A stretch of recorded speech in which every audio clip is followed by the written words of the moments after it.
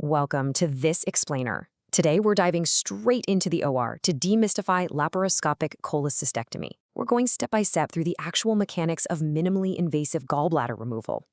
Since the late 80s, this procedure has completely flipped general surgery on its head, taking a really traumatic open surgery and turning it into something done through just tiny incisions.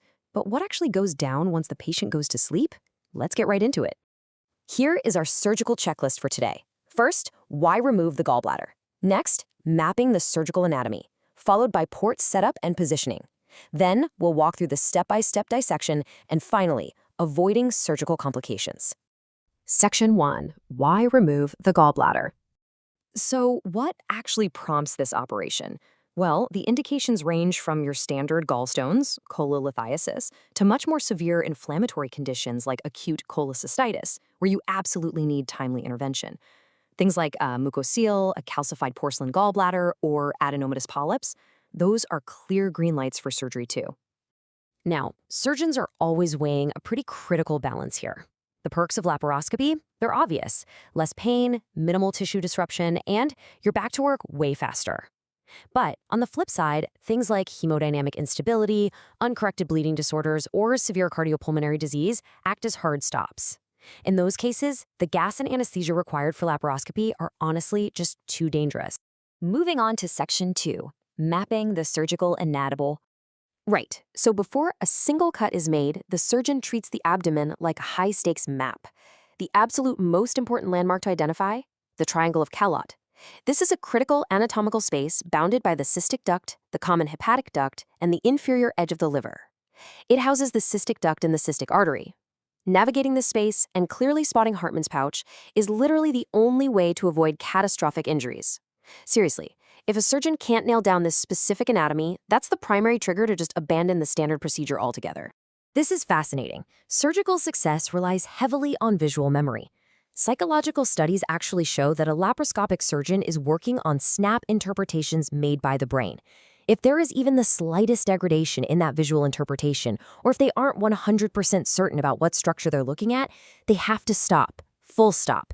Proceeding without absolute certainty is just an invitation for disaster. All right, Section 3, port setup and positioning. So this brings us to a pretty interesting mechanical puzzle. How exactly do we get these long, rigid instruments inside the body while maintaining internal pressure and keeping trauma to an absolute minimum? Enter the standard 4-port setup. Surgeons use the umbilicus, the belly button, for the 10mm optical port to hold the camera. Then, they use specific quadrant ports to triangulate their tools, a 10mm epigastric operating port, and two 5mm side working and assisting ports. This spatial arrangement gives the surgeon a manipulation angle of about 60 degrees. It's perfectly calculated to keep those long instruments from clashing inside the patient. And to perfect that view, they actually use gravity as an invisible assistant. By placing the patient in what's called a reverse Trendelenburg position, meaning the head is tilted upward, and then rotating the table slightly to the left, gravity naturally pulls the colon, duodenum, and other organs right out of the way. It perfectly clears the stage for the procedure. Section 4, the step-by-step dissection. Okay, let's walk through the actual rhythm of the OR. It starts with the surgeon carefully clearing any fibrous adhesions binding the gallbladder. Then, they create a precise little window to isolate those critical vessels we talked about, the cystic duct and artery, right there inside Callot's triangle. Once those are perfectly isolated, they apply titanium clips and divide the vessels. Finally, using a tool like an electrosurgical hook, they methodically separate the gallbladder away from the liver bed. When it's time to actually sever that cystic artery and duct, surgeons don't mess around. They rely on a strict rule of 3. That means placing 2 clips proximally, closest to the patient's main ducts, and 1 clip distally. Then they divide the structure right between the second and third clip. This redundancy is absolutely crucial to ensure total hemostasis and stop any dangerous bile leaks. Now, to completely avoid any nasty anatomical surprises during this phase, a lot of institutions use an intraoperative cholangiogram, or IOC. They injected dye through a catheter and use X-rays to map out the entire biliary tree with incredible precision. This is huge because it outlines any bizarre anatomical variations that might put the patient at risk, and it boasts a massive 95% accuracy rate for spotting hidden stones in the common bile duct. Once the dissection is done, you can almost feel the tension in the room drop. The freed gallbladder is temporarily rested on top of the liver. The surgeon then rigorously irrigates and suctions the whole area to make sure it's spotless. Finally, the gallbladder is secured inside an endoscopic retrieval bag, an endobag, and pulled out, usually through that primary 11mm epigastric port. That bag is key, by the way, because it prevents any infected material or stray stones from dropping back into the abdomen. Section 5. Avoiding surgical complications.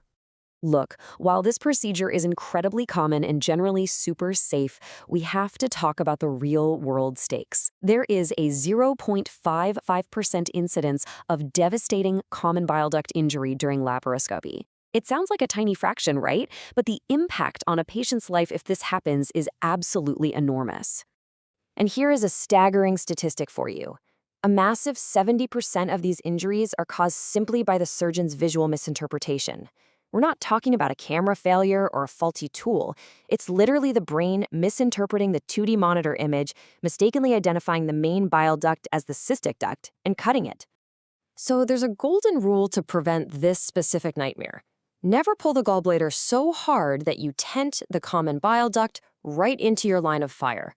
Trainees are taught early on that applying anterolateral traction is infinitely safer than just blindly pulling up on the fundus. It's all about avoiding that traction injury. Here are the essential takeaways for keeping things safe. Memorize the initial anatomy of Cowlett's triangle, aspirate large distended gallbladders, maintain your adipose tissue planes, and definitely avoid frantic electrosurgery if bleeding starts. Use suction irrigation frequently instead. But here is the most important part, the real ultimate bailout. If severe inflammation completely obscures the critical landmarks we've talked about, and that visual certainty is gone, the safest route is a subtotal cholecystectomy.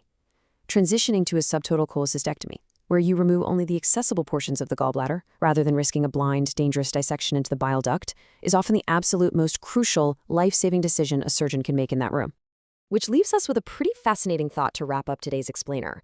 As technology continues to advance our view inside the body, think 3D optics, sophisticated robotic platforms, will we ever be able to completely eliminate human visual error?